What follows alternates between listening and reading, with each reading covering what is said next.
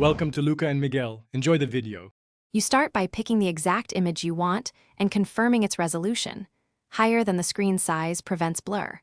Once you have the photo, open Settings and tap Wallpaper, then add new wallpaper so you control placement. Make sure you select the image from Photos or Live Photos if you want motion. You do this now because positioning tools are only available inside the wallpaper picker. Don't use third-party apps for this core step. You now position and scale the image. Pinch to zoom and drag so faces or key subjects sit away from the clock and widgets. Once done, decide whether to enable perspective zoom for subtle parallax or leave it off for a fixed look.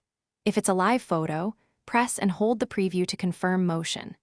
Make sure to preview both lock screen and home screen so icons won't overlap important parts of the image, and adjust until it reads well. You finish by tapping Set and choosing lock screen, home screen, or both. That commits your layout. If the image looks soft, make sure you exported a high-res PNG or JPEG from your editor and reapply. Compression causes blur. If a live photo won't animate, toggle Reduce Motion off in Accessibility, then remove and re-add the live photo. Once done, test by locking and pressing the lock screen. If problems persist, restart the iPhone and Thanks for watching and please subscribe. It's the best investment you'll ever make.